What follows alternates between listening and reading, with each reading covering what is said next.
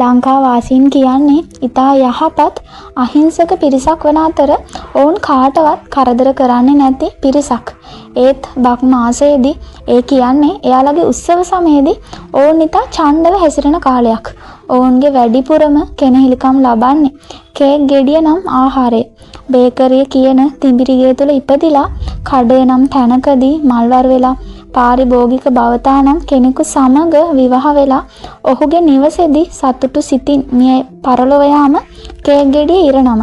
කලාතුරකින් හතර කේන්දරය පාළු වෙන සමහරක් කේක් ගෙඩියක ඉරණම වෙන්නේ කඩයටම නාකි වෙලා ආපහු බේකරියට ගිහිල්ලා බේකරිය තුලදී මිය ගිහිල්ලා දෙවන වරට මලවුන්ගෙන් නැගිටලා රොඩි කුලයේ උපත ලැබලා ගල්බනිස් අඩ ආදී නින්දාත්මක නම් ලබාගෙන සමාජය තුල යාචක වෙස් අරගෙන සැරිසැරීමයි.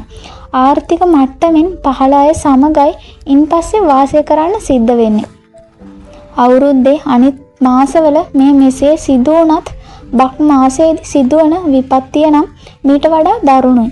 දහසක් පැතුම් මැද පාරිභෝගික නිවස වෙත යන කේක් ගෙඩිය එතනින් නොනවති වෙනත් නිවසකට පියම අනින්නේ අහෝමා රැවටුනිම යන හදපිරි සෝසුසුම් මැද්දෙනි. මේ මගේ අලුත් නිවස, ඒ නිසා අද ඉඳලා නව ජීවිතයක් අරඹා නිවි සැනසille මේ යන්නට හිත හදා ගනිමින් සිටින කේක් ගෙඩිය ඕක කන්න එපා ළමයිනේ, ඕක තියන්න කොහේ හරි ගෙදරකට ගෙනියන්න කියනවා ඇසෙනව වදනත් සමගම කේක් කියන්නම දුක් විඳින්නම උපන් જાතියක් කියා හිත හදාගෙන සිය නගර සෝබිනී ජීවිතය අනුබන්නට සැරසේ. බුදුන් දවස අබ මිටක් සොයමින් දඹදිව් පුරවරයේ ගෙයක් පාසා දොරක් පාසා ඇවිදිමින් ගිය කිසා ගෝතමිය මෙන් තමන් පතන ලෝකයේ සොයා මල්ලක් පාසා ගොස් සිරිමා ගණිකාව මෙන් අල්මාරියක තට්ටුවක් පාසා ගත කරමින් පහුවදා නැවත නිවසකට යමින් ගත කරන්නේ ඉතා වේදනාකාරී අත්දැකීමක්. හෙළදිව වැසියෙනි. බක් මාසයේ ඔබට සිදුවී ඇති විපර්යාසය කුමක්ද?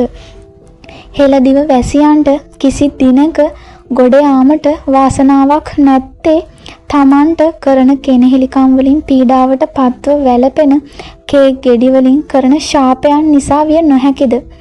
මෙය අන්තර්ජාලයේ තිබුණ හරි ලස්සන ලිපියක්. ඉතින් ඇත්තටම අද වෙද්දී අපේ මිනිස්සු අවුරුදු කියා කොච්චරනම් ලොකු පිස්සුවක් නටනවද? කොහා නාද කරන්නේ තමන්ගේ සහකාරිය හොයාගන්න. කොහා කෑ ගහන විට කොහාගේ ගෑනු සතා ඌ හොයාගෙන ඒම සිදුවත් අපේ රටේදී කොහා කෑ ගහන විට කලබලයට පත් වෙන්නේ අපේ මිනිස්සු. සූර්යයා මීන රාශියෙන් මේෂ රාශියට වසරක් පාසා මාරු වෙද්දී සූර්ය මංගල්‍ය නමින් අපි සැමරීමට පුරුදු වෙලා ඉන්නවා. ඒක එදා ඉඳලා පැවත එන චාරිත්‍රයක්. කොහා කෑ ගහන්න ගත්ත දවසේ ඉඳලා අපේ මිනිසුන්ට අමුතු පිස්සුවක් හැදෙනවා. හම්බ කරගත්ත සල්ලි ඔක්කොම මේ දවස් 2-3 වෙනුවෙන් ලෝභ නැතුව වියදම් කරන අපේ මිනිස්සු කරගත්ත විනාශය තේරෙද්දී ගොඩක් පරක්කුයි.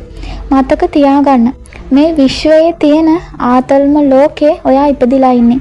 බොන්න වතුර බිඳුවක්වත් නැති, හුස්ම ගන්න ඔක්සිජන් පොදක්වත් නැති ග්‍රහලෝක ගොඩක් අතරේ හරි ලස්සන අපූර්ව ලෝකයක ඔයා ඉපදිලා තියෙන්නේ.